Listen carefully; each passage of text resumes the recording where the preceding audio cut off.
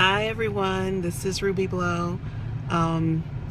This is not really necessarily a counseling or counseling profession related video. I'm actually sitting here outside of my bank, who I have been banking with for, since I was 16, since I had my very first job and my own income.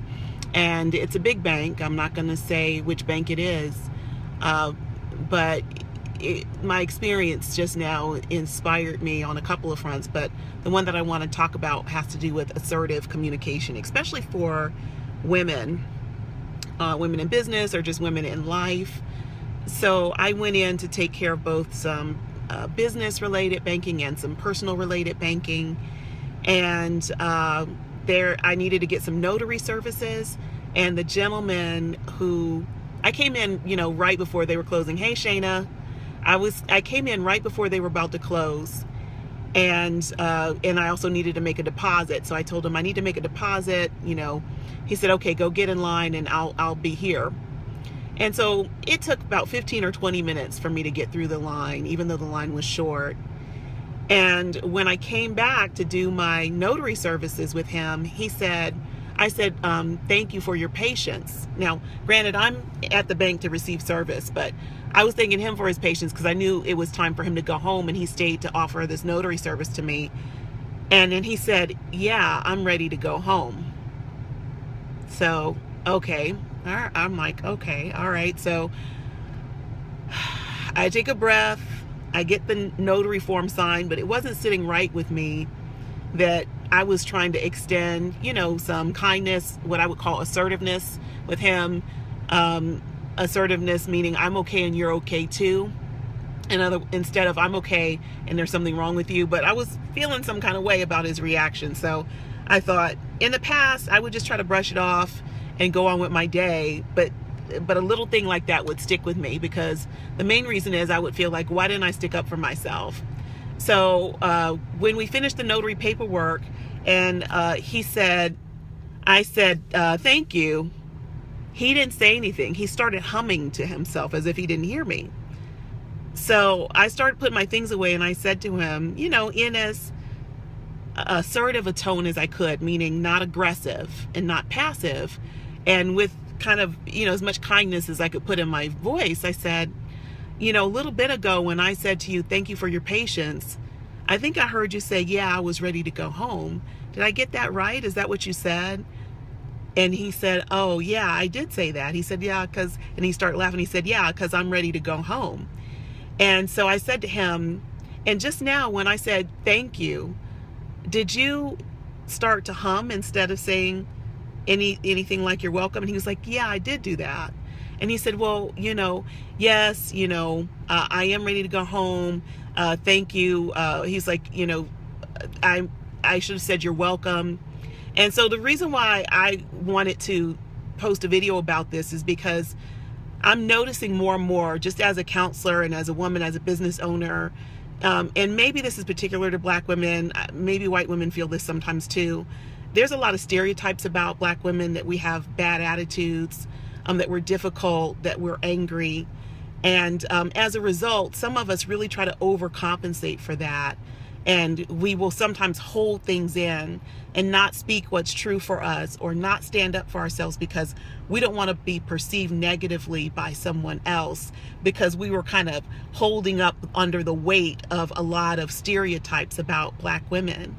And I am in a place in my life, in my personal life, in my professional work, where I'm no longer okay with not being a whole self, so that other people feel comfortable, so that they don't feel slighted, so that they don't feel threatened. Because as I've been talking about lately, I'm a human being, you're a human being, we are all human beings. So to me, assertive communication is all about treating people as if I'm okay and you're okay too, as opposed to passive communication, which is, you're okay. And I guess I must have done something wrong because I came in the bank, right at closing, and somehow I shouldn't expect the same customer service that you might extend to someone else, or maybe this is how you behave with everyone. But regardless, if I've been banking somewhere more than half my life, all my adult life, really since I was 16, and I have 4 bank accounts: business investment, personal savings, and I say thank you for your patience, then I would expect just a "you're welcome" or "no problem, yeah, I'm ready to go home, but you got here in time." I expect just a little decency, and instead of letting it slide, I'm really grateful that I said something. And so I want to encourage all of you, male, female, minority, not minority, that we have to try to have assertive communication, which says, I'm okay, you're okay too. We're all having difficult conversations these days. We have different points of view about things. We're engaging with each other in person or on social media. And I think one of the ways that we can change the world is not negating other people to try to prove our point, and not debasing ourselves. Yes, Latasha. And not debasing ourselves, or lowering ourselves to make someone else feel comfortable. There is space for all of us. We all have a voice. We all have things to share. And these are, to me, the little ways that we can actually make a real difference in the world. So one of the things I teach a lot as a counselor, both to my clients and my colleagues and my supervisees, is about assertive communication, treating people as equal, not lessening yourself or not thinking you're better than someone else.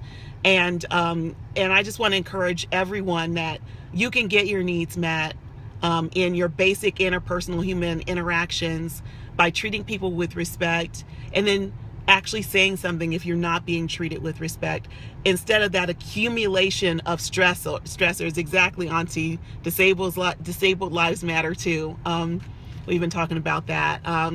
That we all have to speak up for ourselves. And then we should meet, when other people speak up for themselves, we should meet that with some openness. Now, that doesn't mean that everyone's going to come to the table with the same skill set, but I think we have to make an attempt. We have to make an attempt to treat each other with basic human kindness and respect.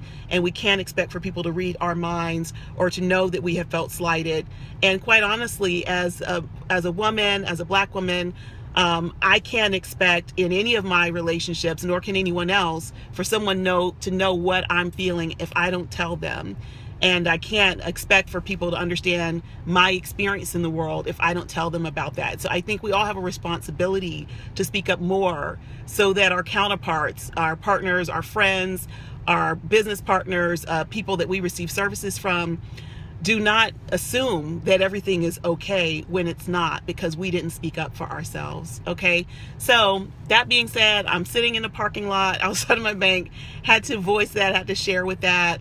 My workday is long from over, so I'm going to go now. I hope everybody is having an awesome Tuesday, and thanks for watching this. All right. Bye, everyone.